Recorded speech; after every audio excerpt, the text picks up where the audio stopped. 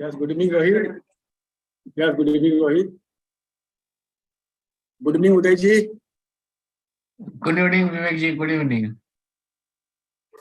Am I audible? Yes, sir, you are audible. Hello. Yes, Rohit, audible? Yes, भैया, good evening. Yes. सुन पा रहे हो मेरे को? हाँ भैया, सुन पा रहे हो? हाँ, ठीक है.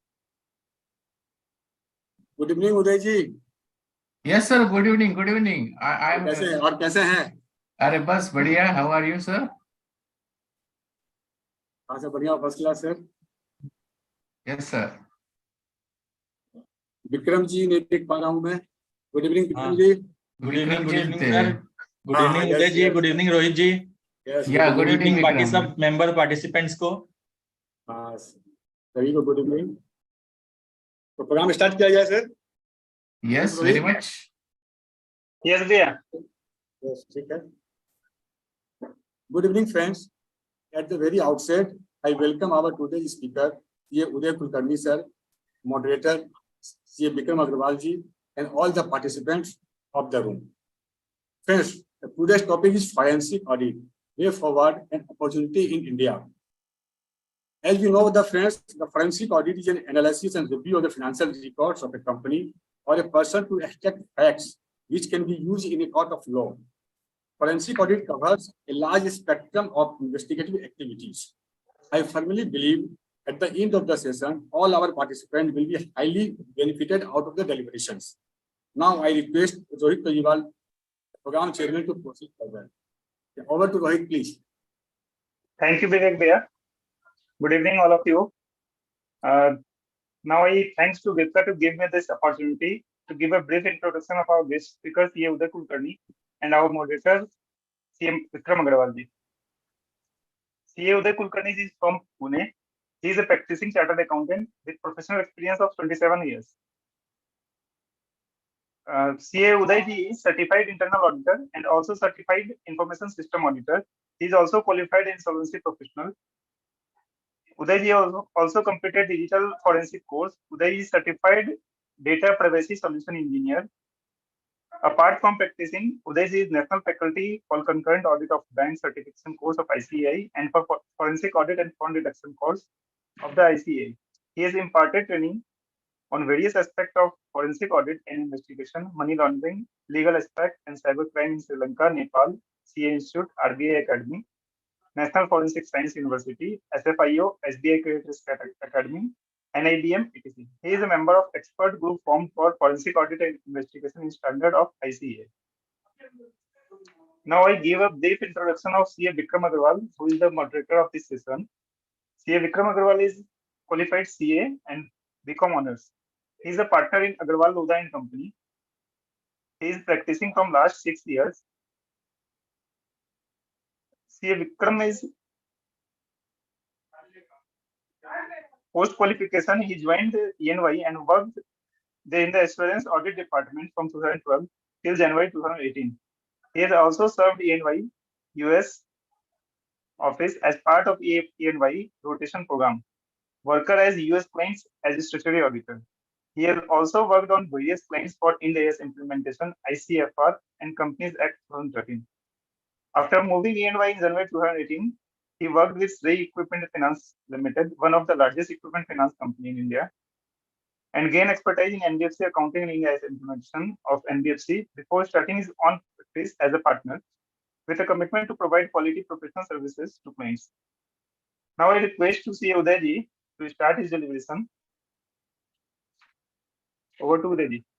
Yes, thank you, Vivek ji, and thank you, Rohit ji. I hope my audio is clear to all of you. Vivek ji and Rohit ji, yes, you are getting my audio clearly? Yes, sir. Yes, Sure. It's clear. Yeah. So first of all, I would like to thank you, both of you, very much. And Rohit ji, thanks for your kind introduction. Actually, first, I would like to say that all these efforts are done by this VIP study circle and this Vikram ji.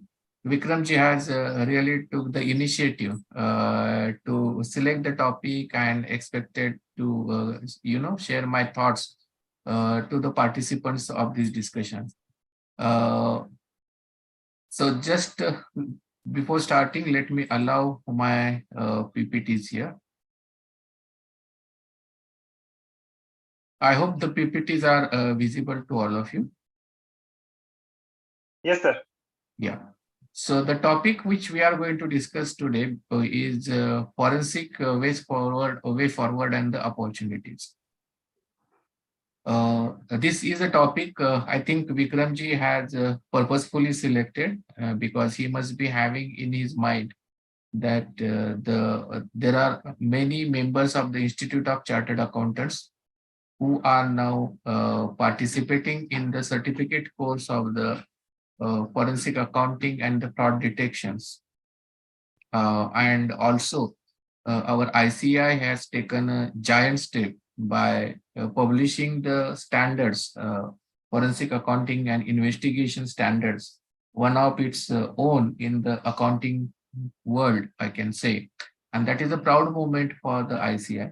Not only that, what is happening is the forensic accounting and investigation standards are going to become a mandatory one from the 1st July 2023.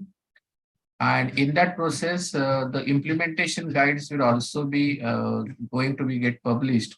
And Vikramji and I are the group members for the development and discussions which is taking place for that purpose.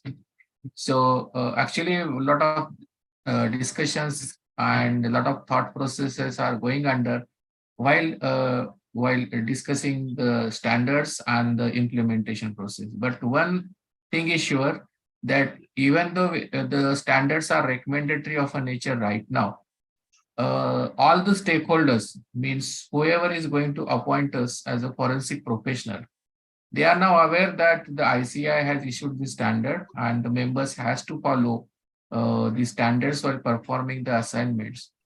And we all know that forensic is a process, is a part of a legal process. So forensic is not required in a generic way. I mean, we cannot say that we will conduct the forensic engagement without any financial dispute or, without any expectation is there for the legal process. Of course, prevention part is a different story, but as far as the investigations or a collection of the evidences are concerned, somewhere they are related to the legal proceedings. And in that way, one time or another time, the forensic professional are required to appear before the court or before the investigating agencies. And they are also aware about the standards are developed and it is going to be mandatory. So the questions would be obviously on all the forensic professionals, that whether you have made the compliances of all these or not. So a lot of things are taking place in a way. Why I am saying that is not my topic at all, that I'm not going to talk about the forensic standard. But this is the development which is happening in India as far as the forensic accounting services, if you see, are in talk. And a lot of expectations are also there, not only from the members, but from the other stakeholders. So expectations are there from the investigating agencies. Expectation are there from the those who are involved into all those legal proceedings, including the tribunals and all those persons. So a lot of expectations are there, and even the stakeholders like the banks, the regulatory authorities, or the other members who are going to appoint us as a forensic for the forensic engagement, they are also understanding the various concepts related to the forensic. So in a way, in India, we can say right now, the forensic is, I'm not saying that it is at the childhood stage. It's somewhat, it is getting matured. And when it is getting matured, the expectations are increasing. And at the same time, the skill sets are required to be improved for that purpose. So all these things are right now taking shape. And I can say that it is going to attain somewhat maturity. And in that all, the discussion is about this, that what about the opportunities in future?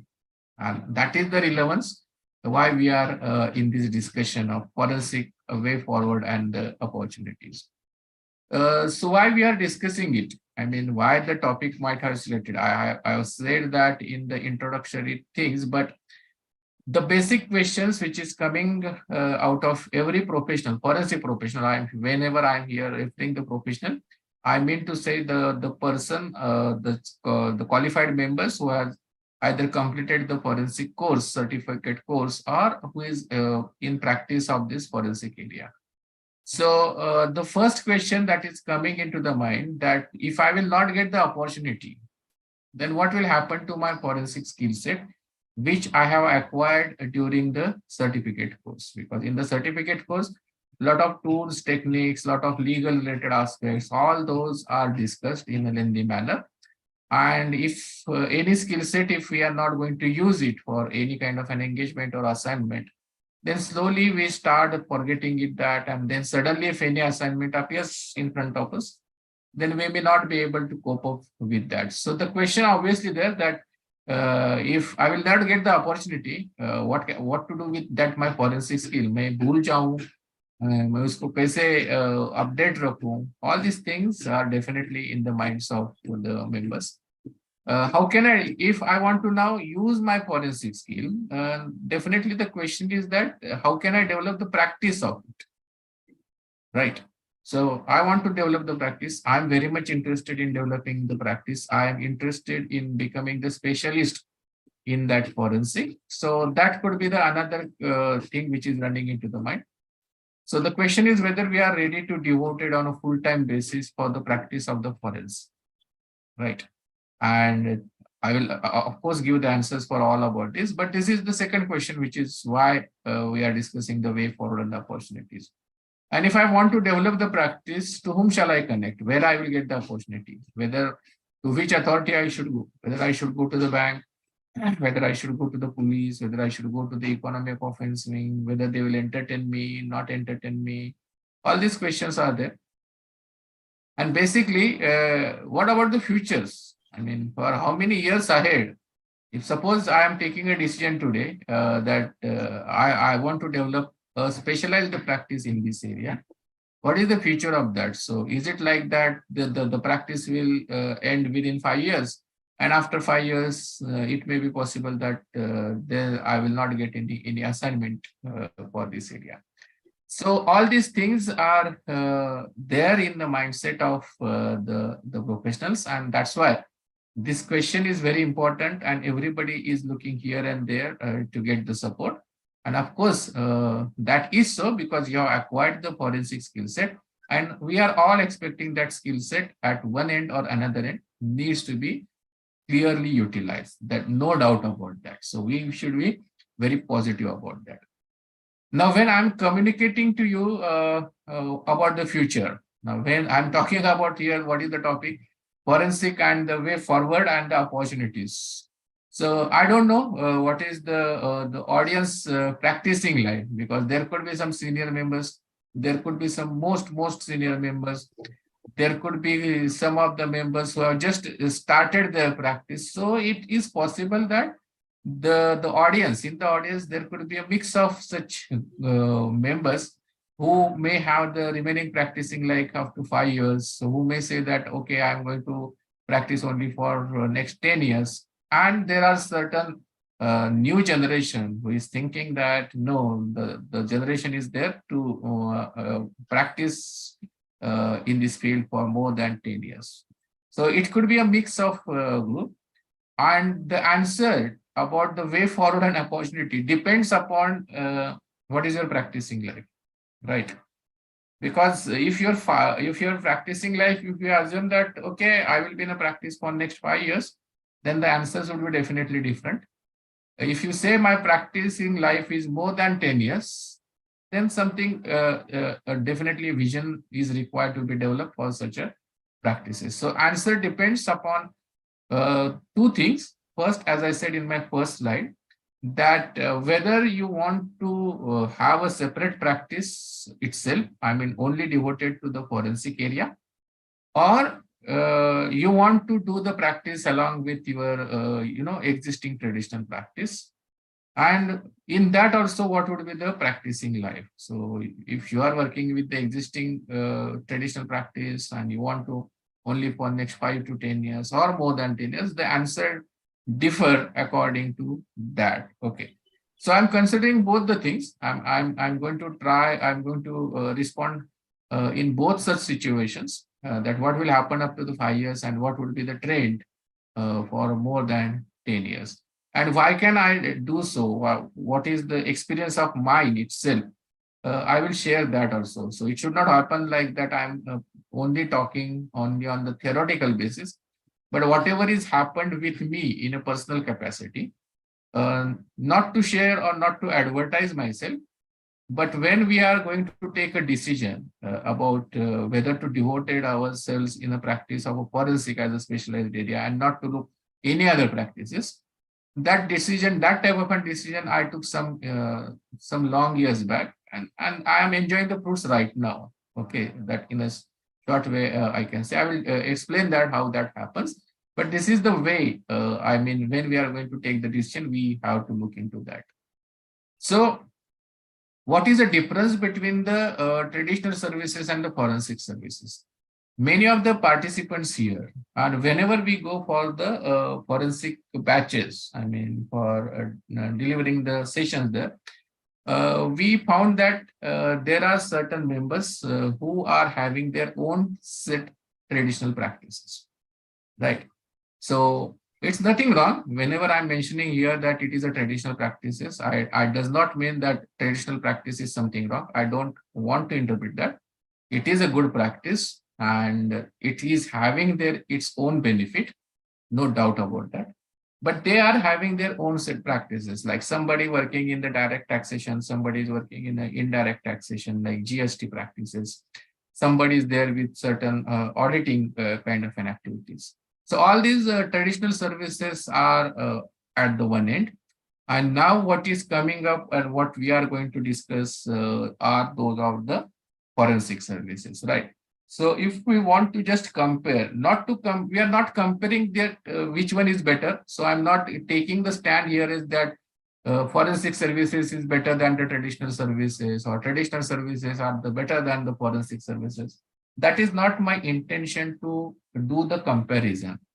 Only thing is that the efforts and the skill set, because more and more theme which I'm focusing here in my discussion is about the forensic skill set. That is something of an important, right? So how to utilize that forensic skill set ultimately, that is something which we need to understand, right? So in the traditional practices, what is the comfort level? Easiness in performance, right? Because whatever be the methodology, whatever be the scope, whatever be the skills required for that, it is set. And everybody knows about that. Now, if you want to do the practice in the income tax related matters, if you want to do the practice in the GST matters, what is happening? You are now getting a good idea about how to structure that practice, what is required to be done at that practice level, which are the softwares which is required to be used for that. And there is an easiness, and you can, if there is any difficulty, you can easily communicate with each other and you can resolve that difficulty. And important part is that after doing your work, you have to only report to the client, right? So whatever the job, whatever the services you are providing, your scope is restricted to submit the outcome of that only to that client. It is not like that your reports are going to be tested somewhere else. Of course, the GST return and all that is going to be scrutinized at the GST end, but that is not because something has gone wrong. That could be the normal course of the process. And for that purpose, you may not be required to go there to explain something like that. In case of open scrutiny, of course, that But assessment and the handling of the scrutiny all together, again, that would be the separate service scope, and you can easily charge for that. So there is a bit easiness in the sense that all the methodologies and the execution related tools and things are easily set, and everybody is aware about that. The opportunities in the traditional services, those are easily available, right? So you can find that your known relatives, your known friends who are carrying out certain business activities, they can easily approach you, right? And it can be possible that those persons also can bring you some additional customers by reference. So the opportunities are like that walk-in customer. If I say that walk-in customer, you can expect the walk-in customer for traditional services. So you can expect the walk-in customer for the taxation matters. You can not on a daily basis expect the walk-in customer for the audit services, but yes, in a bi-monthly, quarterly, or once in a year or so, you may increase your auditing clients also, right? And even the outsourcing from other firms, that is also easily available. So the sources are the resources, both, because when you have to perform the assignment, you are aware about what should be the skill set of my staff. What should be the skill set of my staff, that I am looking at the resources. So we know what kind of a skill set is required from our staff, and those resources with that skill sets are also available. The structured pattern of the performing the traditional services, that is also helping us a lot. There is a lot of guidance available from the institute side and even from the experienced chartered accountants. And it is a bit easy to expand this practice because, as I said, it is possible to get you a walk-in customer, not exactly on a daily basis, but the frequency is much more larger than compared to the specialized services like the forensic service. Now, if you compare that with the forensic services, whether the forensic services are easy to perform, whether the forensic services can be available from known resources, from the known sources, and whether the resources for that is easily available, and whether the forensic services are having the structured pattern. And is it possible to get the forensic engagement like we are getting in the traditional services? So perhaps you will find certain negative answers here. So basic thing first about the structured pattern. The forensic services are not having any structured pattern. Each and every forensic services are having uniqueness because whatever the nature of the dispute, whatever be the modus operandi of the fraud and type of the fraud, it may not be the same one. It is not the similar one, right? So the methodology adopted for the collection of the evidences or for the, the tools to be or techniques to be adopted for the discovery of those evidences, those may differ as per the nature of dispute, type of the frauds, modus operandi which is adopted by the fraudsters, all depends upon that. So of course, there is no structured pattern, right? That is the first thing we have to keep in mind. Second thing, whether it is easy to perform, whether there is an easiness in performance. I'm not now following if you understand, I'm not following the sequence in which I discuss the traditional services. I'm changing the sequence, right? Because that is the thing which we have to take into the mind. So whether it is easy to perform, see, forensic services, I may say that there would be a lot of challenges. Why challenges? Because the basic factor is collection of the evidences. And what evidences? Evidences which are required to be acceptable by the court of law. So additional things are there. It is not only that any evidences we can collect, but evidences having certain qualities of acceptability in the court of law, that becomes a more challenging rather than the traditional services. And that's why, as I say, since the every fraud is having a different kind of a nature, and depending upon that nature, the evidences which we are going to gather, they may also differ, right? And we have to gather the evidences not within the entity which is appointing us. Even the X company is appointing us for the forensic engagement. It may not be possible that all the required evidences will be made available to us by that X company. If you go for the audit of the X company, whatever the audit evidences you may require, you can definitely ask for that evidences to that X company, and it is the responsibility of the X company to give that all information, data, documentation, which you can use as an audit evidences.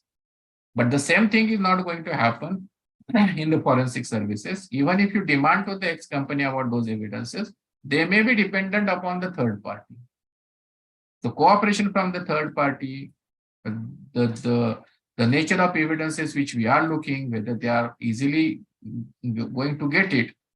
So I can say not that much easiness in the forensic services, but that does not mean it is impossible.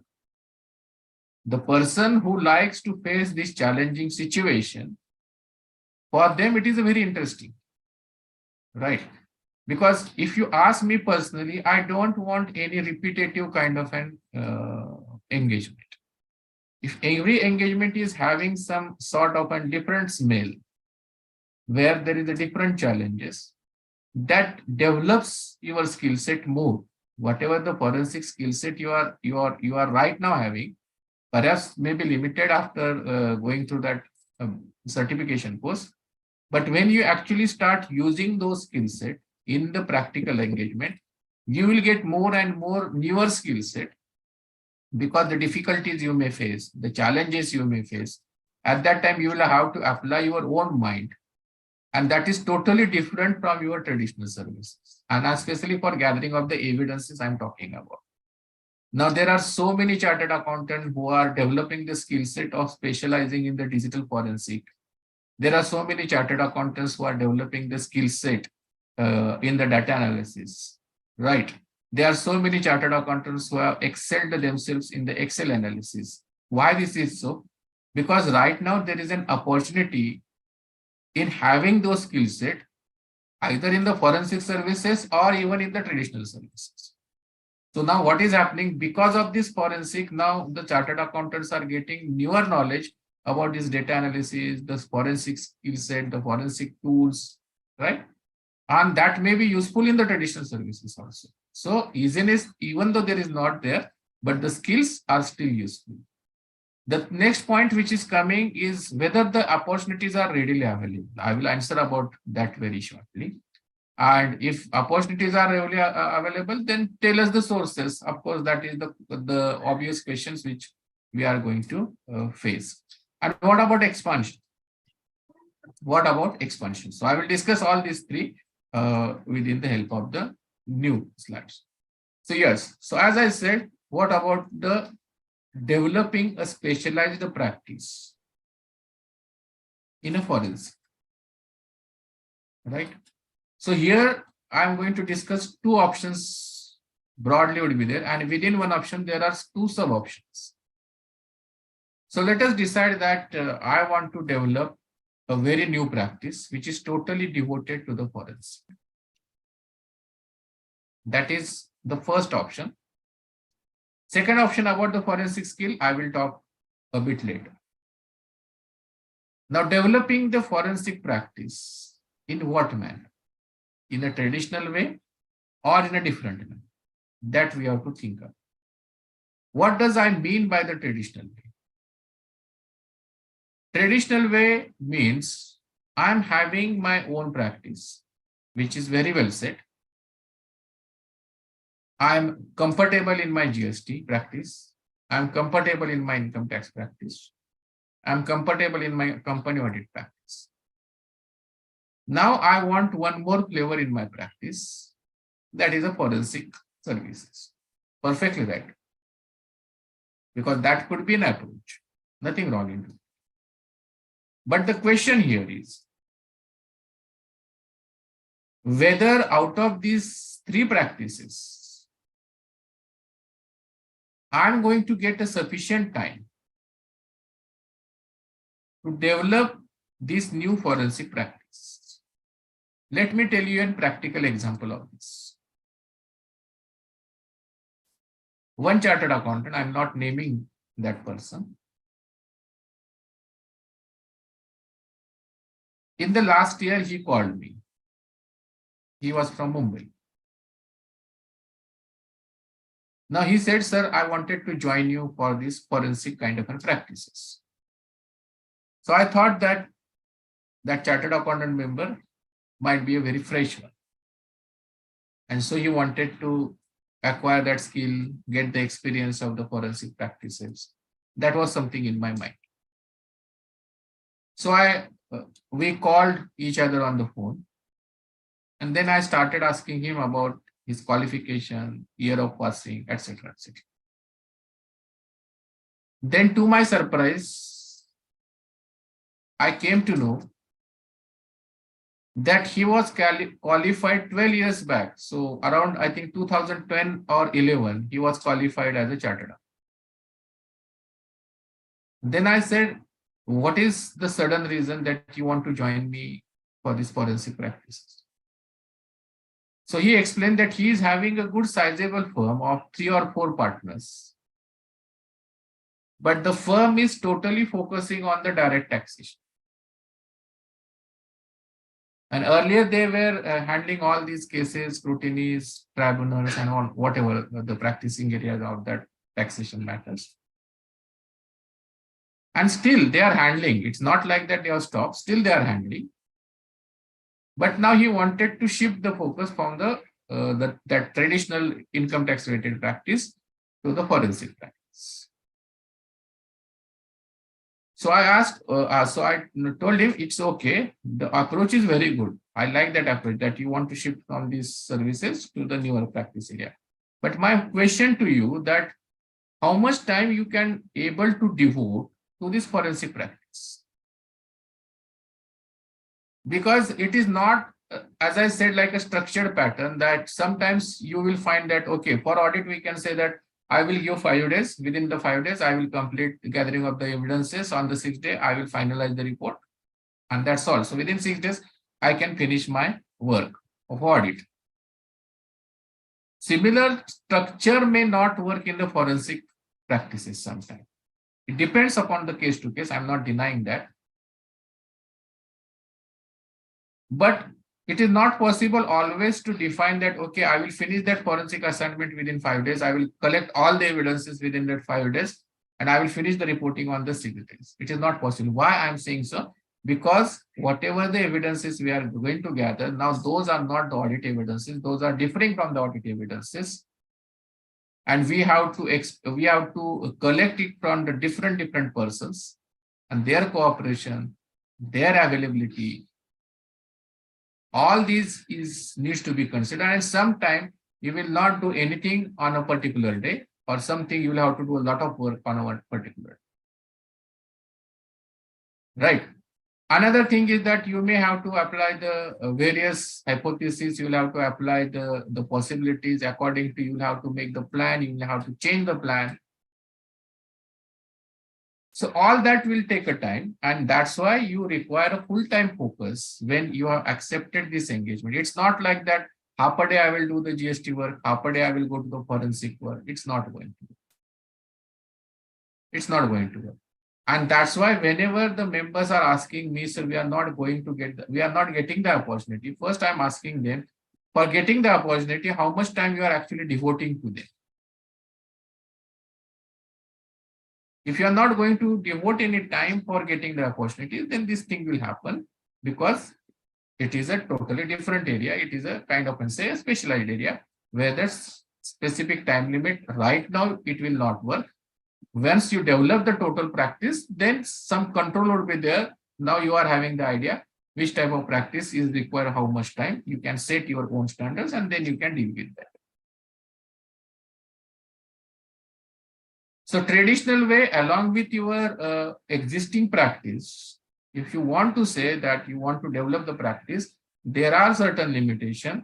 The limitation not on the forensic side, the limitation because you have to devote this time for the traditional practices. That's why you are not able to connect with the people who are in need of these forensic services.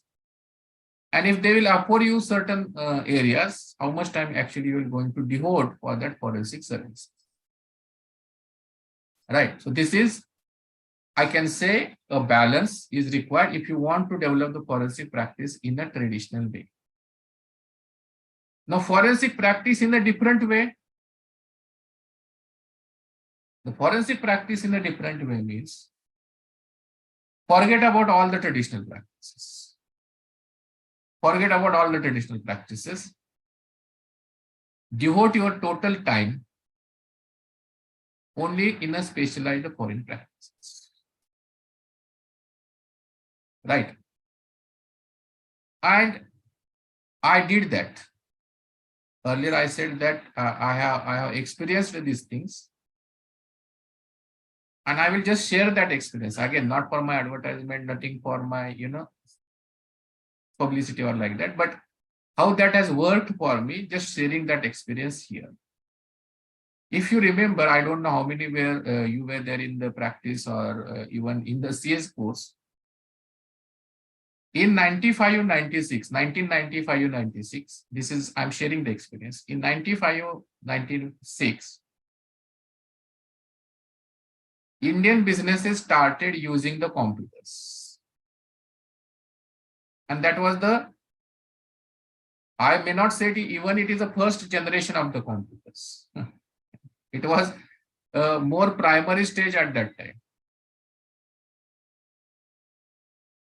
And then our institute conducted one seminar on the information systems audit. And I was a very fresh qualified chartered accountant. So obviously I attended that something new part. I saw that something new thing is coming here rather than the traditional audit. So I attended that particular program. And then I realized that this is quite interesting. Then I found what is the qualification required, what is the eligibility criteria and all that. Then you are required to pass certain, examination and all that. So once I decided, so while handling the traditional audits, I appeared for that exam, I qualified that exam. But when I qualified that exam around 99-2000. I decided that I will only focus on this IS audit, information system. I decided that I will not focus on any other practicing area. So all my colleagues, friends who are in the traditional practices at that time, and the count of the files was very important. When we fresh chartered accountants were meeting each other, we were discussing how many files of taxation you are handling, how many files of taxation he or she is handling. And I was answering, no, I don't have any file. So they were advising me, ऐसे तो भूखे रह जाओगे, आपको कौन इतनी practice देगा? Because nobody is going to use the computers. The investment is very high for the business purposes. The technology is very complicated. The resources are very high. I mean, they are costly. So the businesses are not going to deploy any computerization. So forget about that practice. पहले businesses इसमें invest नहीं करोगे, तो business investment नहीं करेंगे, तो आपको कहाँ से धंधा मिल जाएगा, practice मिल जाएगी. So forget about that kind of things. But I said no. Whatever will come to my plate now, I'm ready to accept that. And yes, I faced the challenge in initially 3, 4, 5 years. I'm not saying that within 1 year, a magic happened and the things were changed. It is not like that. It took slow process. And around 2019, now there was everywhere talk about the CBS, ERPs and whatnot, digitalization, everything went on. And right now the stage is like that. Everybody is worried about the cyber security. Then the artificial intelligence, the machine learning. So the sector is developed, the IT sector is developed. Along with that, the demand is also developed.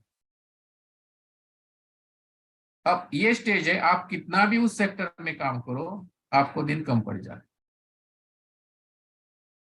So you will get the advantage, you will get the fruits, not immediately. You may have to fight for next 5 to 10 years. But once you will set, you will find that you will have resources की आपके पास कमता आता है, काम तो बहुत आ जाता है. Right. So then I started developed my, along with this forensic skill, because not only this normal forensic accounting skill, I started developing my digital forensic skill. I started developing my network analysis skill. See, this skill I was able to develop because I was in a practice. I was handling the different types of the areas. I started looking at that. So when you will be really in the forensic practice, but as I said, in a full-time manner, you will definitely come to know which are, and I'm not saying that this is only my person. I think Vikramji is aware about that. There is a good example of Durgesh Pandey. Sir, many examples are there, and I would just like to add that we can think about it, and whatever we think, we can materialize that. Exactly. As a chartered accountant, we can start thinking on that way, and then we can materialize on it. Yes. And even in Kolkata, I know some people who are totally devoted to certain forensic skills. Yes, sir. Yes. So it's not like that it is something I'm talking to you unpractically, theoretically. It is not like that. Even if you search in this VIP study circle, you will find the chartered accountant members who are adopted that kind of an area. So that approach, what I want to say, that approach is very, very essentially to be adopted. And once you are going to devote your all these resources for a specialized skill set, for the specialized areas of forensic practice, you will start your skills. You are first start developing your skill set, and then you will start automatically using those skill set. And not only that, the society or the businesses, they will come to know that this member is having that specific skill set, so they will demand you. They will demand you definitely. That is what I have experienced. That is what so many other members who have developed this. I know one guy from the Nagpur. He was my student. Now he is handling the forensics case of 5,000 crores. Yes, the firm is there, but he is totally devoted for that kind of an forensic assignment. So he developed that skill. So I think he was my student in 2016 or 17 batch. And I got the opportunity to meet that my batch participant in the last month itself in the Nagpur. But the assignment he handled during these 3, 4, 5 years, those were amazing one. Amazing one.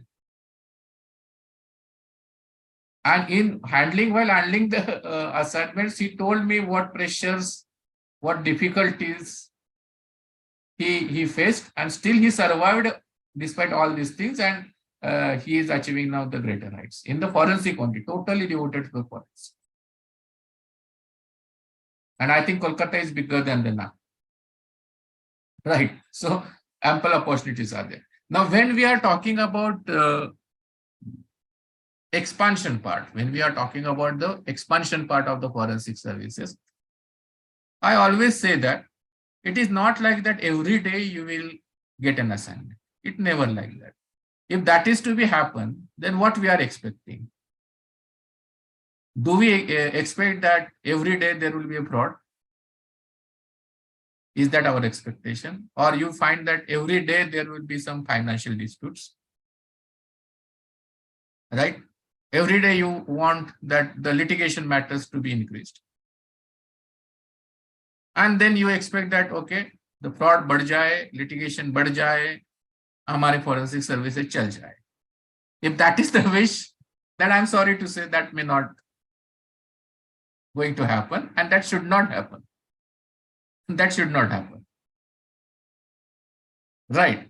Why it is so? Why I'm taking that stand? Because if that is going to take place, then there would be a really question mark. So if every day we started getting one fraud, think about that every day we are getting one fraud, whatever be the type, loan fraud, payroll fraud, digital fraud, whatever it may be. And I'm here talking about the sizable fraud. छोटे मोटे तो होते रहते हैं, बाकी every day तो वो तो होते रहेंगे. But if every day the sizable frauds have started taking and those are getting published, then there will be a question mark on trust of our national economy. And what is the impact of that? When there will be the question mark on our trust of national economy, the foreign investors or even the Indian investors, they will have to think twice that these things are happening in the financial sectors, then whether to go ahead with the investment or not.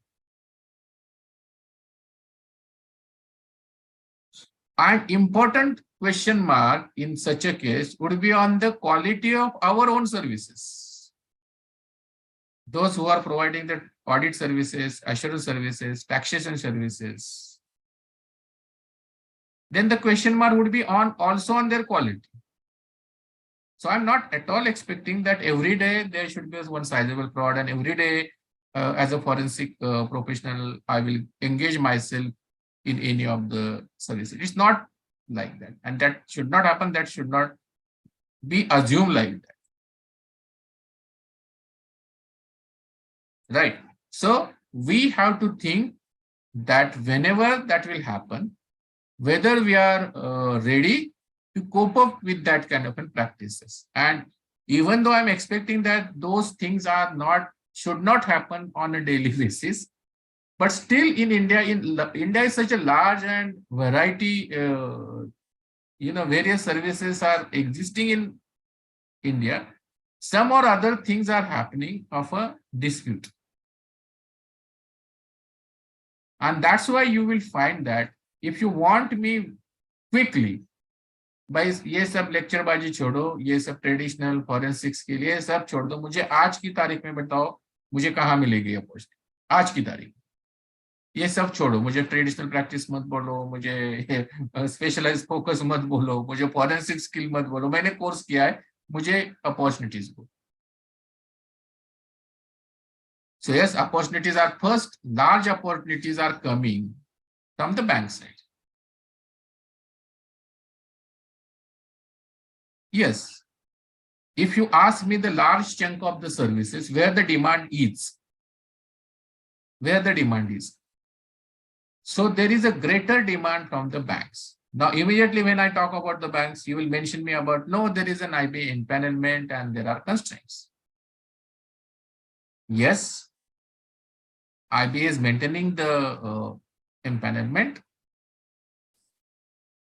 and IBA does have certain, conditions to deal with that. But when we talk about the constraints, which are those constraints? They are asking about some size of the firm.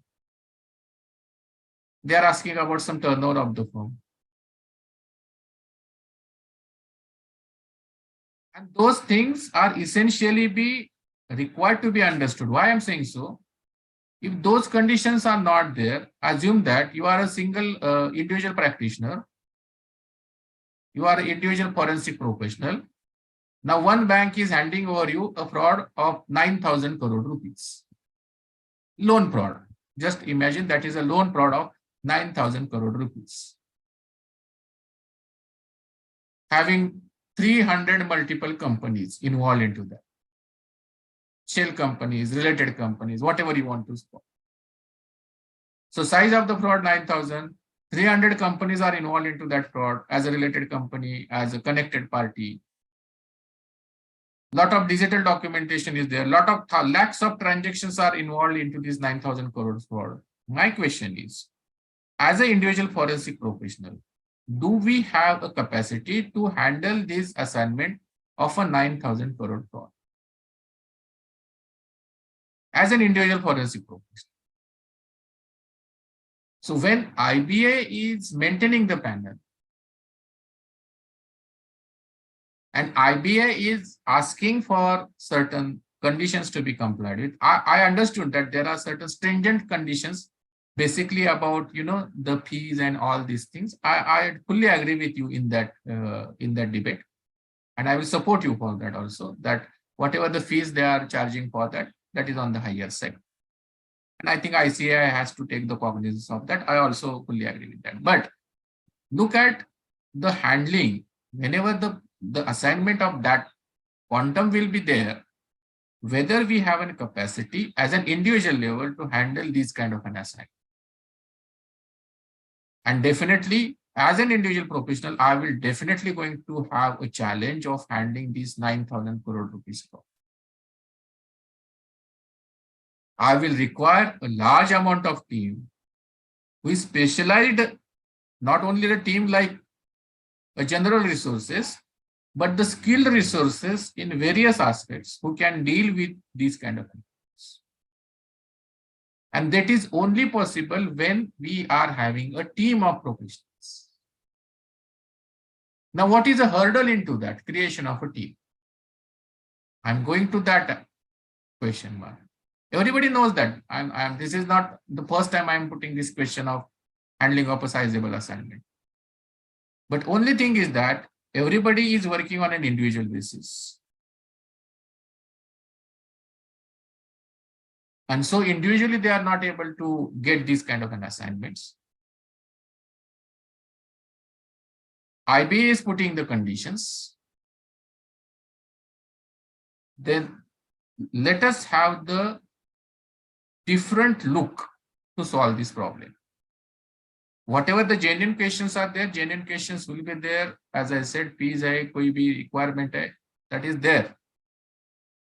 But despite that, एक question लेके हम कितने दिन बैठेंगे? बहुत fees charge करते हैं, बहुत टर्नओवर दिखाना पड़ता है, मेरे पास वो नहीं है, मैं क्या करूं? ये क्वेश्चन लेके कितने दिन बैठेंगे? इससे क्वेश्चन लेके बैठने में तो क्वेश्चन सॉल्व नहीं होने वाला है. And why we are not getting our answer? Because we are having comfort in our traditional practice. We are very much localized ourselves. When I took the decision in around 2000 after qualified that CSIR exam, that I don't want to restrict myself in any geographical area. I don't. And I think Vikram is aware about that. Yes, sir, I am aware about that. That's what I said. Now, this is their requirement. This is their requirement. And we are treating that as a question. I absolutely agree. I absolutely agree. Now, somehow we have to resolve this or not. When somebody is asking for 3 sample reports, now you are questioning how the new empanelment will take place.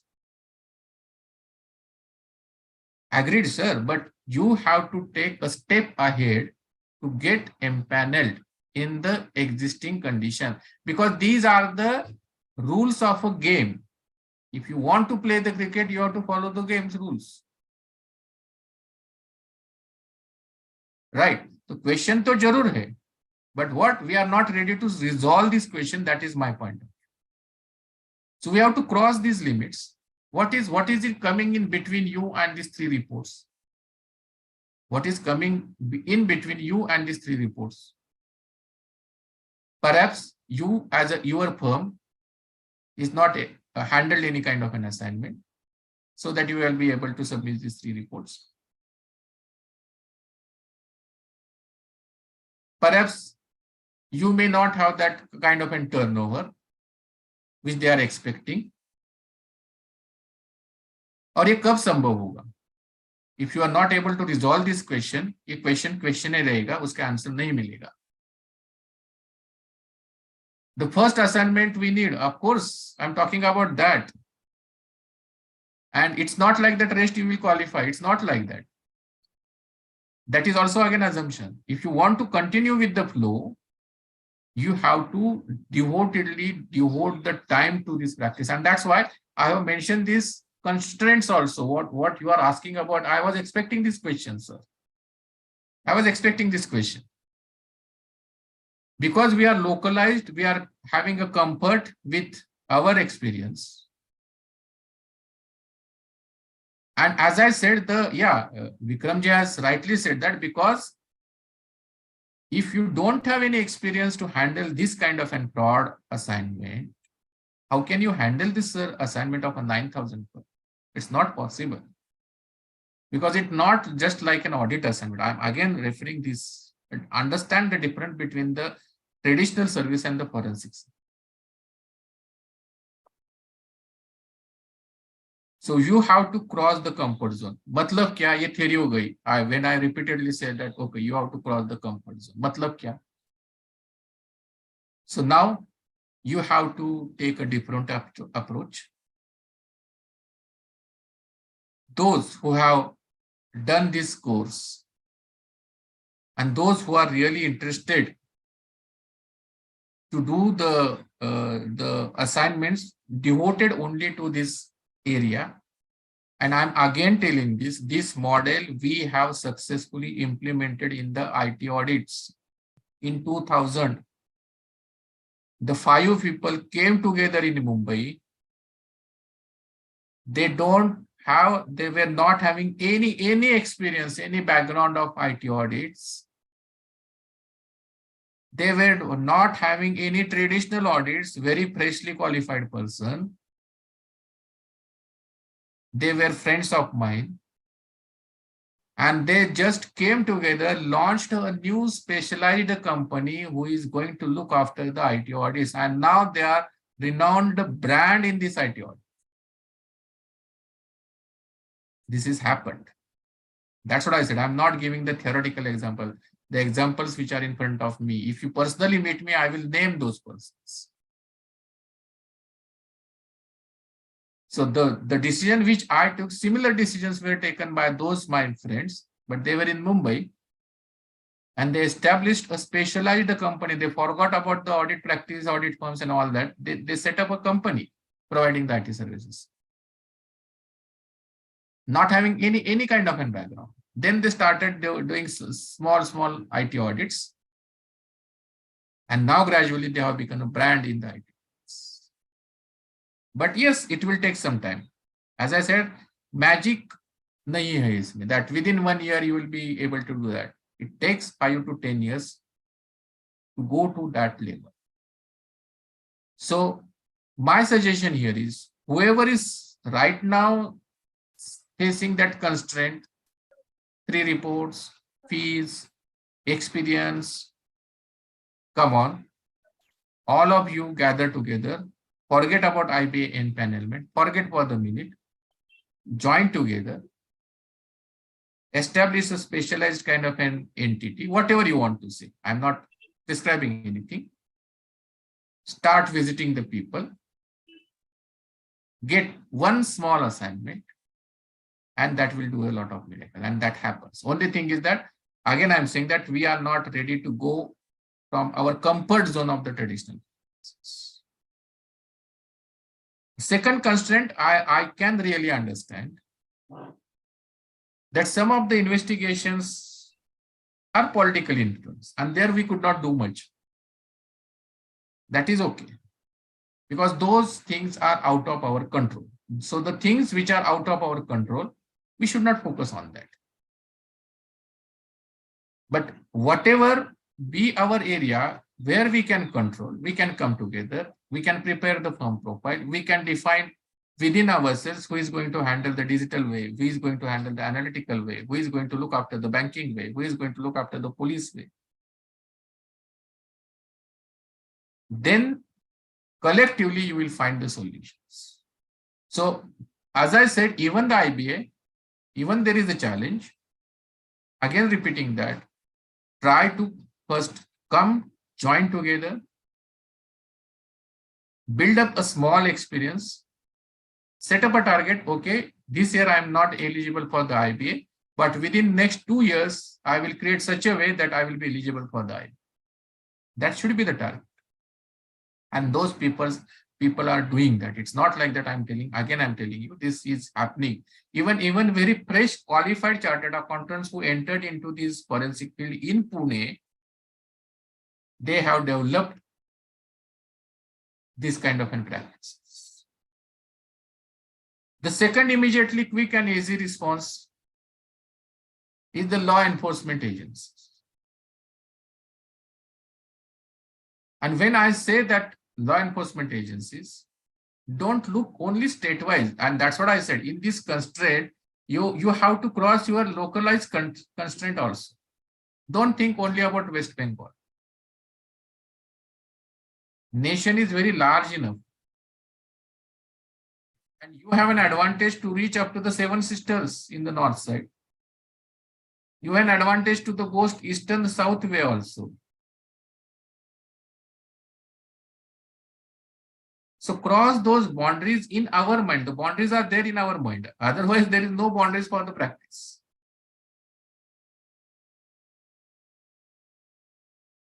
For the IT audits, I have crossed all the boundaries.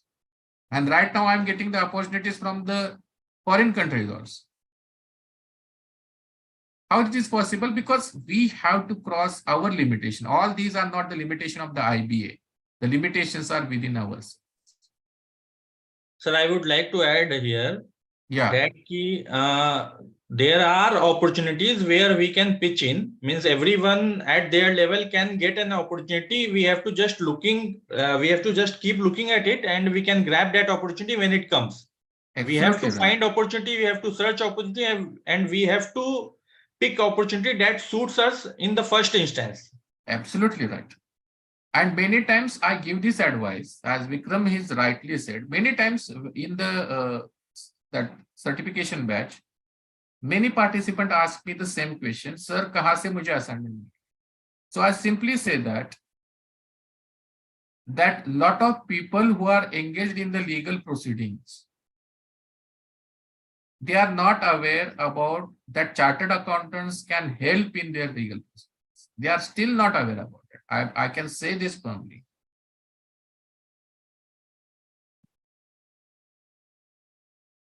Because my experience is that when I went to a particular police officer, of course, that was for my passport renewal, and he was just inquiring with me about my background. So I told him that I am in this field. He immediately took me to his senior officer and said that this is the resources in our area, we have to use him. We have to use him. Similarly, ऐसा भी हो सकता है कि आपके पास जो economic offence wing है, आपके पास जो आईटी करप्शन ब्यूरो है, they may be actually looking for certain persons. But only thing is that they are not aware about, about the persons who can do this kind of services. Yesterday only I was in a Kolkata for the forensic batch, and there fortunately I met your regional council chairman also. So I already suggested him that arrange one workshop with all the police officer, police commissioner. And he told me one interesting thing, Vikram. He told me that ED, the ED in Kolkata, he is a chartered accountant. Okay. Right. So I said, then what is wrong? To connect with him. You please ask him, connect with him, ask him to. You ask them to come within your circle or to come at the forum of the ICI. You all the forensic professionals who have cleared the batch, all of them you participate in that discussion, demonstrate that we have acquired this skill set, so we are eager to help them. And I think one more commissioner, he also told me that he is also chartered accountant. So there are two chartered accountants in Kolkata who are handling ED and other enforcement agencies. So I don't see there is a difficulty in connecting with them and getting the opportunities for them. Only thing is that whether we are reaching, individually I can understand, but there is nothing wrong in individual also demonstrating that we have acquired a skill set. And actually, if you know, I'm referring this Durgesh Pandey ji. Durgesh Pandey ji himself has created such an experienced task in Gujarat. He himself created starting empanelment of the forensic professionals in the Gujarat. Single-handedly. That is a best example you can take.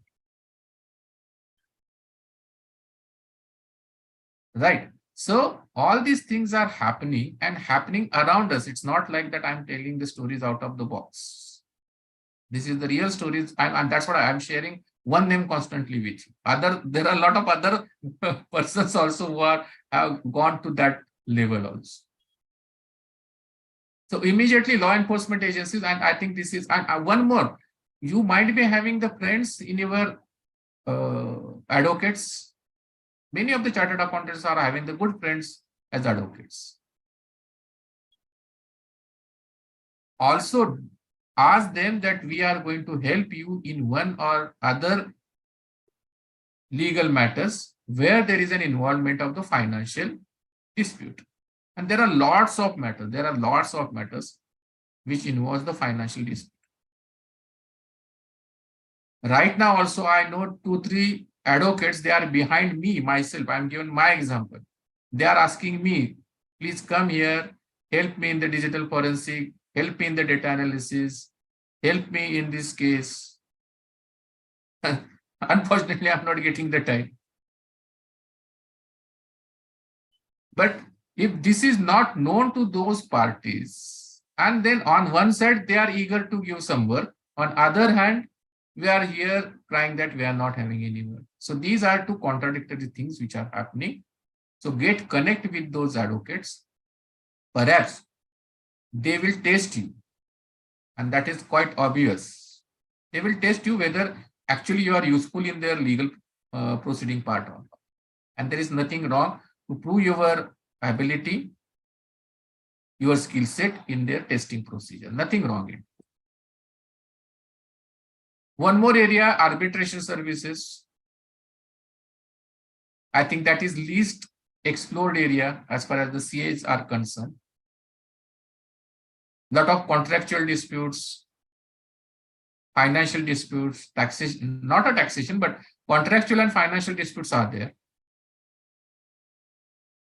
And arbitrations, there is a requirement of the arbitrators. But we have never explored whom to approach, where to approach, whether we can contribute in that area as a forensic professional or not. We have never thought about it. There are specialized firms who are only doing the work of an arbitration service. There are specialized firms who are only taking the review of the contracts legally and technically. Here, I would like to quote my example myself. I'm getting the contracts. Of course, those are related to the IT side. But I have to review those contracts from legal point of view and from the IT technological point of view. So services are there. Only thing is that whether the services are getting explored or not, because there is a need everywhere to any businesses. Only thing is that whether if you go that by saying that, okay, we are the forensic professional, we are only investigating the fraud, immediately they will say, no, हमारे यहाँ कुछ fraud नहीं हुआ है, so we'll not have any services. So don't look at it only as a fraud services. Think about all these services, arbitration services, contractual review services, contractual dispute related services. In the company, they may be facing certain legal proceedings, maybe for certain contractual dispute, financial dispute. If you go, we are handling only frauds, they will say, nahi bhai, sorry, हमारे यहाँ कुछ fraud नहीं है, will not assign you anything. But the moment you will say, no, fraud is not our area, we can able to handle these things also, then the doors might get open. I think in Kolkata, IBC ke forensic of transactions, I think many of the chartered accountants are handling those IBC related forensic of the transactions. और ये तो बढ़ ही रहा है. This is increasing instead of decreasing.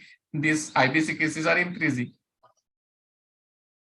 And behind every 3 case, you will find at least 1 case where the forensic transactions, forensic of those transactions are required, of COP transactions. Again, how much we are connected with the RPs, how much we have demonstrated skills to that RPs. So those are the opportunities I can say, which very quick and easy way I can give you this response. With the traditional approach, with the traditional practice, if you want to develop these things, still I'm saying that with the traditional approach, there are constraints in devoting the time, and that could be the area which are, and our, again, you have to cross that hurdle of comfort zone, that traditional practice, I am getting the walk-in customers, forensic, don't expect that, because frauds are not going to take place on every day, right, of a sizable nature. So loan frauds, financial statement related frauds, IBC, if you got the skill set of the digital forensic, even on an individual basis, Vikram, will be surprised to note that I think in January or February, on an individual basis, I got a call for the digital forensic from an actress in Mumbai. So there was something abnormal things happened in her, some social sites. Unwanted things happened with her. So wanted to do the digital forensic for that purpose. And this is happening because why? Because there is a now need. These things are happening. People may not openly say that, but the services are required. Business frauds to have, financial disputes, all that I have already discussed. But as I said, now this is a quick and easy response. That's why I give you the quick and easy response.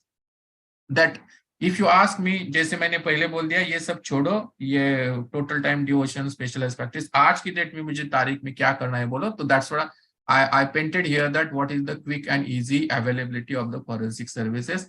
Just you have to come out of your comfort zone in the traditional practices and the geographical areas, and you have to demonstrate your skill set to these authorities.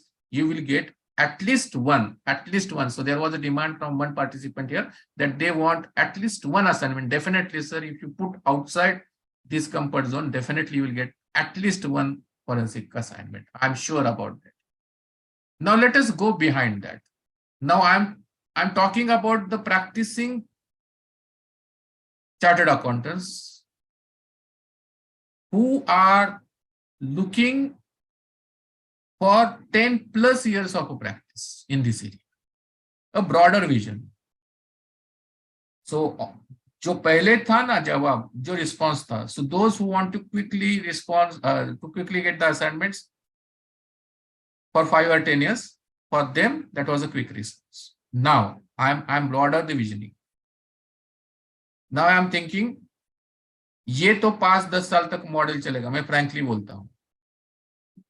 ये जो cases चल रहे हैं loan frauds के, ये कितने दिन तक चलेंगे लोन फ्रॉड्स? ऐसा तो नहीं है कि 10 साल चलेंगे लोन फ्रॉड्स. हर साल इतने फ्रॉड्स होते रहे और हमें असाइनमेंट मिलते रहे. ऐसा तो नहीं होगा. बिकॉज इतने सारे फ्रॉड्स होते रहे तो गवर्नमेंट क्या करेगी? गवर्नमेंट थोड़ी चुप बैठेगी, स्टेक होल्डर थोड़े ही चुप बैठेंगे कि हर साल एक फ्रॉड आ रहा है, गवर्नमेंट कुछ नहीं कर रहा है, स्टेक होल्डर भी चलो ठीक है फ्रॉड हो गया, फोरेंसिक लगाओ, आगे चलो. ऐसा थोड़ी होने वाला. And that's why it is very importantly needs to be understood that what would be the situation after 10 years or 15 years.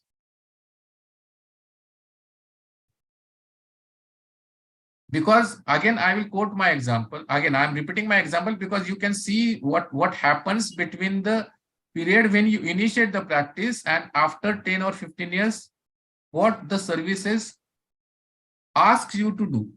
So when I started as an IT auditor, it was simply a branch server based audit. But now the skill set is required for the cyber security for the data centers of a huge bank. तो वो skill set कहाँ गया और आज का skill set कहाँ गया? और मैं बोलता हूँ आगे 10 साल में ये जो साइबर सिक्योरिटी स्किल सेट है ये भी नहीं रहेगा, because this will be going to be handled by the robotics or the machine learnings. So actually at that time, I am looking at that vision that after 10 years, I have to only concentrate about the performance of that robotics. And right now I have to start developing the skill set about that thing, that requirement. If that is going to be there, then only we will survive in this field. So for those who are thinking about having a total career devoted to this for more than 10 years in the practicing life, and when I'm suggesting that you come together, form an entity of a specialized forensic services, that in that also you will need a vision for more than 10 years. Not an immediate vision, but you require the vision of more than 10 years. कि 10 साल के बाद अगर आज की तारीख में आपने एक कंपनी फॉर्म की, मान लीजिए फॉरेंसिक सर्विसेज के लिए, तो 10 साल के बाद उसके पास क्या बिजनेस आ सकता है. That is something which also we need to understand today. So as I said, अगर दिन ब दिन बहुत से फ्रॉड हो जाएंगे, so stakeholders expect something different, right? Stakeholders' expectations are getting totally changed. They want timely and accurate financial and non-financial information. Right. Now, everybody knows that the digital platforms are available. So they are expecting businesses to follow on the digital platforms. They are expecting the businesses to get with that business SOPs, which are structured within the digital platforms. Bank में जाते हैं आप, तो bank में जाते हैं customer पहले क्या बोलता है, मोबाइल ऐप है, यूपीआई का पेमेंट कर सकता हूँ, गूगल पे कर सकता हूँ. और ये कौन कस्टमर है? They are not very literate in the digital platform. They are very illiterate persons. But they are asking when opening the account in the banks कि भाई आप आपके बैंक में ये सब है तो ही मैं आपके बैंक में खाता खोलूं. हम तो पूछती है, लेकिन विलेज वाले भी पूछते हैं. So they are very much aware about these things. Right. So they want very accurate financial and non-financial information. They want digital platforms to be used for providing the services. कौन bank में branch में जाता है आजकल पैसे निकालने के लिए? कोई नहीं जाता है. कैश का पेमेंट करने कौन जाता है? कोई नहीं जाता है. चाय वाला भी बोलता है छुट्टे पैसे नहीं है, गूगल पे कर दो. So everybody has found some solution in the digital platform. And on that background, if the frauds are going to be increased, the stakeholder will not ready to invest the time and money for the investigation. They say that every year, if you are going to face the fraud, then how much time we are going to invest in the investigation of that, and how much money we are going to put into that for the investigation. And then what will be the time when it get resolved by the court. So they are not expecting that. And अगर ये सालों बार साले के ऊपर अगर ये चलता रहा investigation, so reputation of the entity वो भी खराब हो जाए. So the stakeholders' expectation, it is good that as a chartered accountant, as a forensic professional, will have a positive way to look at it. We may get the engagement, but on the other side, the society, large stakeholders, they are of the opinion कि इतने सारे fraud affordable नहीं है. We are not ready to invest our time and money for the investigation and all that. That is also the true and the side which we also have to consider when we are saying that we are going to develop a practice. Now, as I said, nobody is really have a time to wait. Now, why to wait for an annual audit of a 1 year's gap? ये क्या चीज है? एक साल के बाद हम audit करेंगे, उसके बाद 6 महीने में अपना रिपोर्ट देंगे, उसके बाद ट्रू एंड फेयर इनको समझ में आ जाएगा, उसके बाद वो डिसीजन लेंगे. इतना टाइम है किसी के पास? So if you ask me really, nobody is going to wait for a 1 year gap for the assurance. Instead of that, they will now expect, give us a fraud-free real-time assurance. So instead of reasonable assurance, from the concept of true and fair view, use whatever the digital platform you want to use, monitor all the transactions digitally by using the robotic, artificial intelligence, whatever, and give us a fraud-free absolute assurance, and that is not after the gap of 1 year, on a real-time basis. On a real-time basis. And friends, a huge opportunity is there in this kind of in future. Now here, you have to think about whatever the forensic skill set you have acquired. Now I am talking about forensic skill. If you remember in the initial slide, I have categorized the 2 points. One, forensic practice. Second point about the forensic skills. Now here, I am talking about the forensic skills. And it is not, again, not a storytelling, because we have trained so many bankers during the last 3, 4, 5 years how to use this forensic skill set, how to use these forensic tools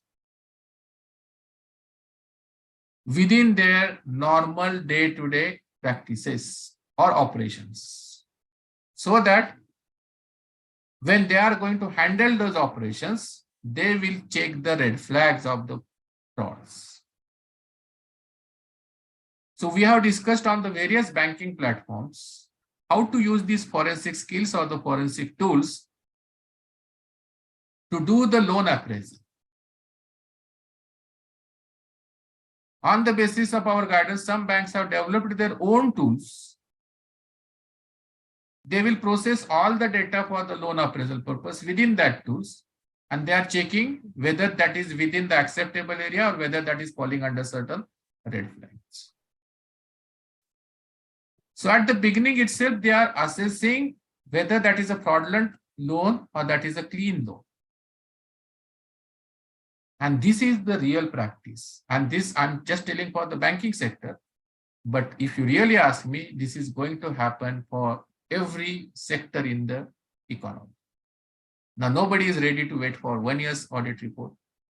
If you coming up every year calling, saying that fraud, they say that now stop this true and fair view, give us a fraud-free assurance. And when you are talking about the fraud-free assurance, you really have to monitor the business processes with the use of your forensic skills and the forensic tool set, so that you can identify the red flags at that real time, not after a time gap. It's not a reporting it is not a reporting matter. Observe, detect, correct, immediate. Whatever the principles of internal controls are there, na? Monitor, observe, detect, correct, all these things. That is but on a real time and with the immediate response. And there, how you can use your these forensic skills, it could be of a digital, or it could be of a data analytics, or it could be forensic accounting. And that's why the questions are there, that whether these digital innovations will support the frauds or these digital innovations will control the frauds. Both things are possible. I'm not denying that. If the stakeholders are unaware about the destructive nature of the digital innovation, then definitely they will support the technical frauds.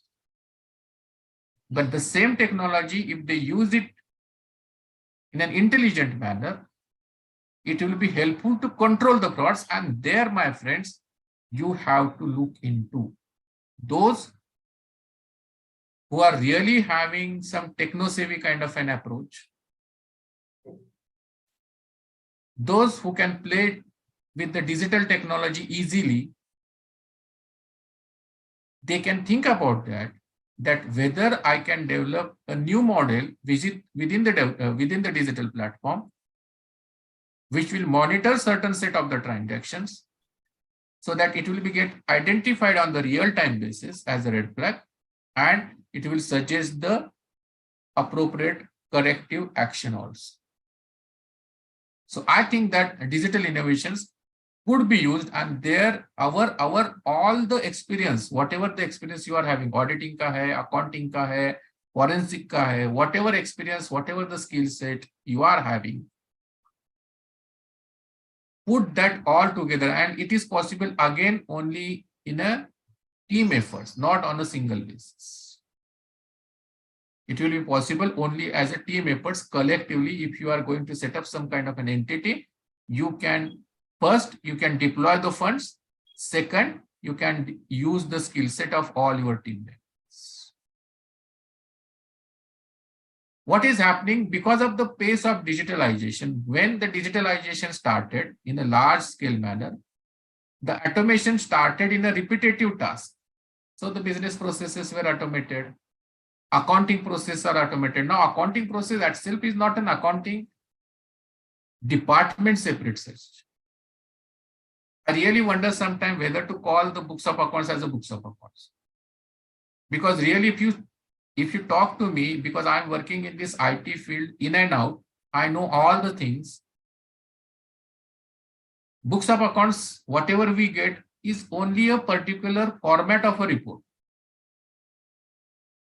There are tens of thousands of databases fields are available. Out of that database fields, some fields are collected here and there, and they are producing as a report, which we are calling as a books of accounts. So if you ask me frankly, now there is no such books of accounts. It is only the database. And the reports could be generated in any manner, whatever be the format you prescribe. If you want in a particular format the balance sheet, if you want the particular format profit and loss account, it is just a formatting matter.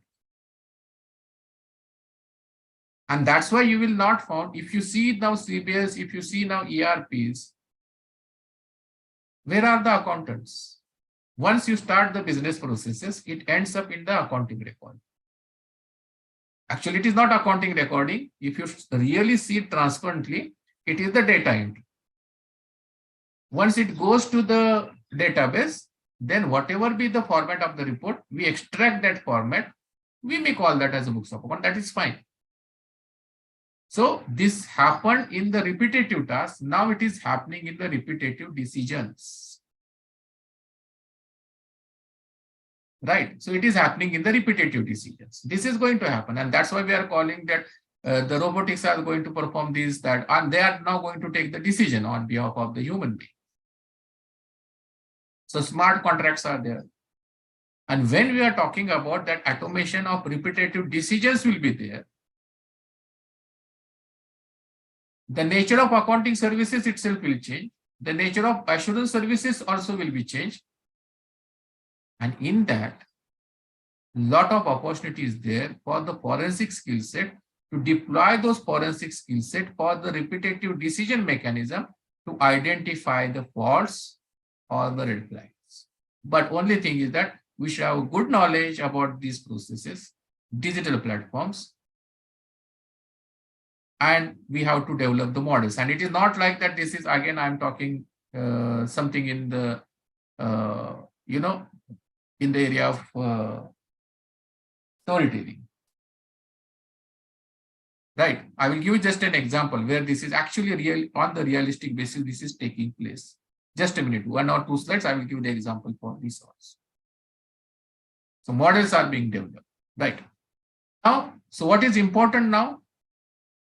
What is the outcome of all this discussion? So forensic skills, if you look at the longer vision of more than 10 years, forensic skills which we have to concentrate upon, of course, that those skill sets are going to help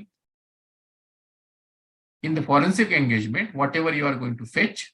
But in the longer run, the stakeholders expect more it from the preventive part.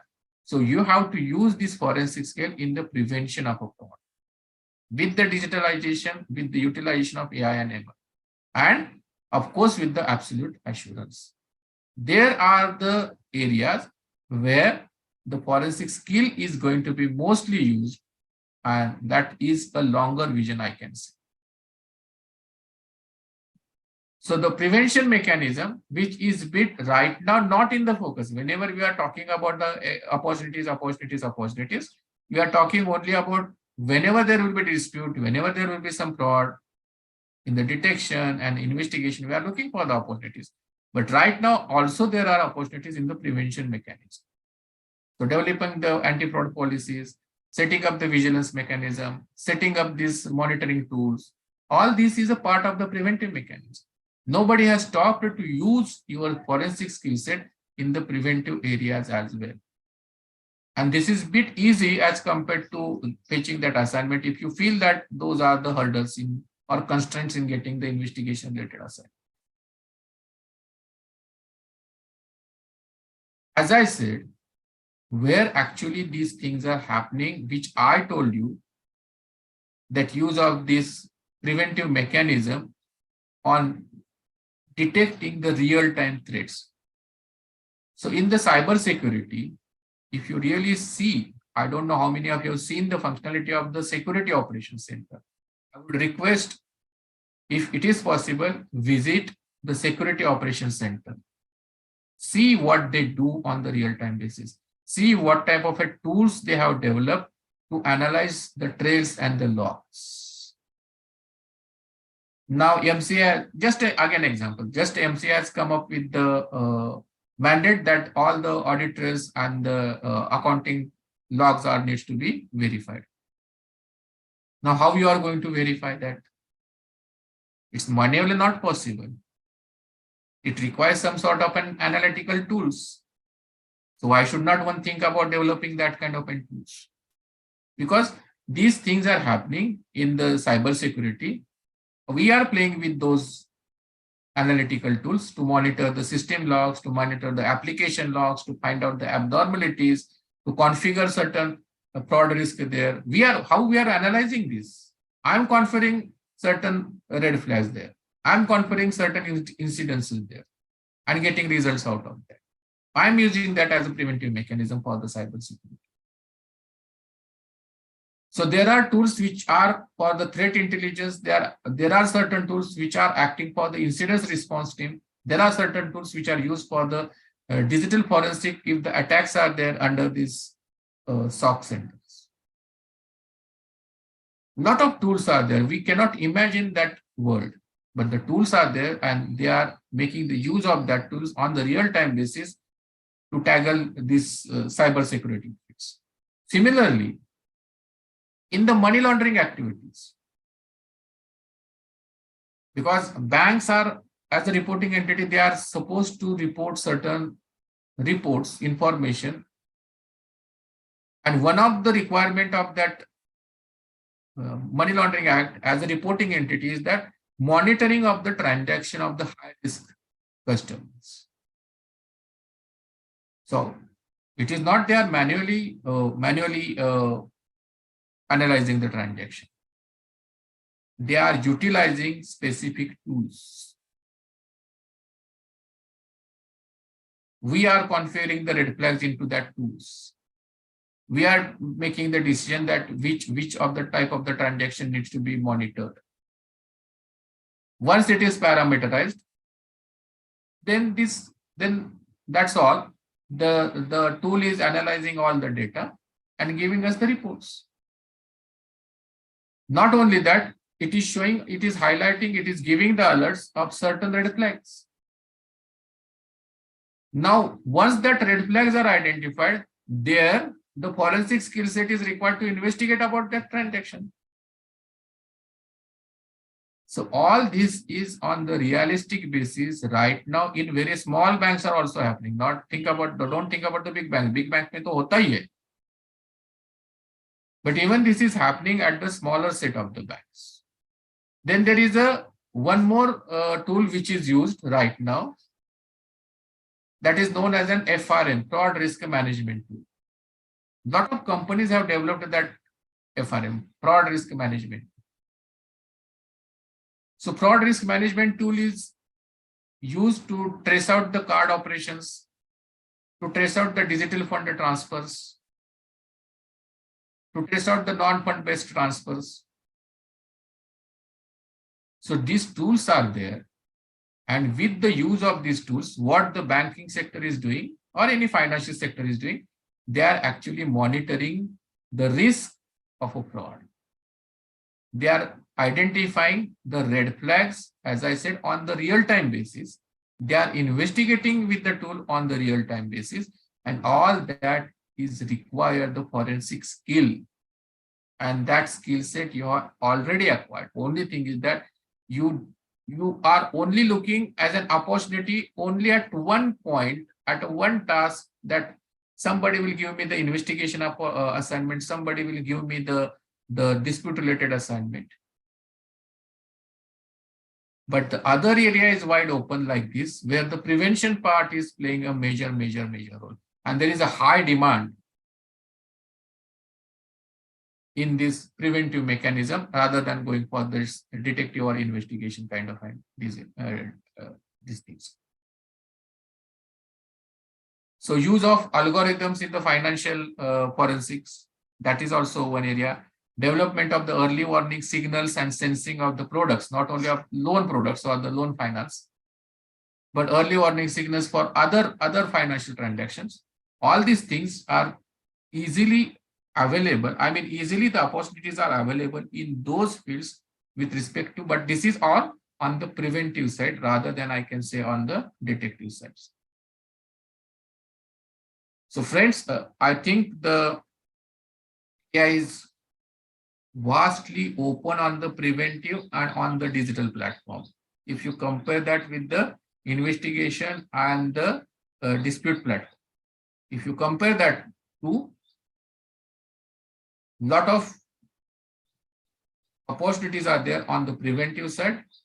If you want to grab the opportunities on the detective or the investigative side, as I said, team building efforts, collective efforts are very much essentially be required. Now here I will stop myself and I'm ready to take any questions, any doubts, any thoughts, all that within the last 10-15 minutes, whatever. So if anyone wants to ask any questions, they can ask directly or they can type on the chat box. We can discuss that. Yes.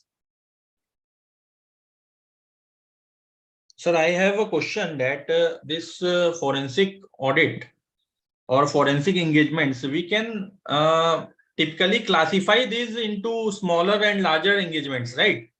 Yes. So basically, if smaller companies, what other than this cyber security, there are so many social media frauds, cases of social media frauds or cases where this cloud data is being hacked and all these things. So do these types of assignments comes under forensic audit? Yes, very much. That's what I said. दो महीने पहले मेरे पास जो आए थे, that was totally purely on the individual basis. So means these kinds of practice, means these kinds of assignments, we can also look around from our existing clients, from our traditional practice clients. There can be many instances where these types of frauds can happen or may have happened. Exactly. That's what I said. Only thing is that whether your tax clients who is coming for you for the GST purpose, income tax purpose, whether he knows that you are having the skill set to resolve the financial dispute, correct, to investigate the financial dispute. Correct so उसको आप बोलेंगे कि मैंने forensic का course कर दिया, उसको समझ में नहीं आएगा ना, उसको क्या समझ में आएगा फॉरेंसिक कोर्स किया तो. But if you explain that कि फॉरेंसिक का कोर्स क्या माने क्या, मतलब क्या कि now I will be able to help you in such a contractual dispute, in such a financial dispute, we can resolve the matter. And sir, apart from this traditional practice, there are other areas that we can also explore in the forensics, that is development of work papers, SOPs. Yes, can you please come again, Vikram? Yes, sir. I am saying that apart from this engagements, forensic engagements, there are engagements which can be in the form of SOPs, writing SOPs for cyber security, fraud, something like that. Not Vikram. Don't think about writing the SOPs. Okay. Now think about digitalizing the SOPs. Right. Or if those have been digitalized, assume that those have been digitalized. Think about testing of those processes from your auditing point of view, from your forensic point of view, or from your accounting point of view, from the compliance point of view. So there are too many aspects to look into that, verifying or the examining those processes which are configured in the digital platform. Right. And as your PPT also mentions that we can also engage with our banking person, we can engage with our income tax department persons whom we are interacting day-to-day basis for letting him know that we can do these assignments or we are doing this, and then we can also look for opportunities if there are any. That's what I said. When we are going to present ourselves, if you directly ask him that we are fraud finders, तो वो तो डर जाएगा. Right. Right. So वो बोलेगा हमारे पास कोई fraud ही नहीं है. क्योंकि fraud, see, once they also know that once you will say that is a fraud, then all they know that it is going to be legal proceedings and reputation risk and all that. So then they may say that, okay, we are not having any fraud. But when you slowly interact them and say that, okay, forensic does not mean necessarily be the fraud. Right. Forensic does have the other aspects, like the solving of the financial dispute, arbitration, so and so thing. Then they will, or you will say that, okay, right now there are no frauds, but there are certain transactions which could be of a red flag nature. So we will help you to identify those transactions, not necessarily right now be the fraud. Right. So if you can help, then it is possible that he will open his concern. So we can approach like a proactive method. Exactly, proactive method, and with how we are speaking about this forensic skill set, that is also a game changer. Right. So there is one question, sir, is it true that after 5 years AI will handle forensic services? It is not 100% true that AI will handle the forensic services, but as I mentioned in my PPT, that the stakeholders are expecting that there should not be a fraud risk, which they are expecting. Because most of the services, most of the business processes are now digitalized. Even in the smaller forms. I will also add here ki in the coming 5 years or maybe in coming 10 years, the form will change, means many audits will convert into forensic audits. I will say, rather than converting into the forensic audit, as I have mentioned, that they will require the absolute assurance rather than the reasonable assurance.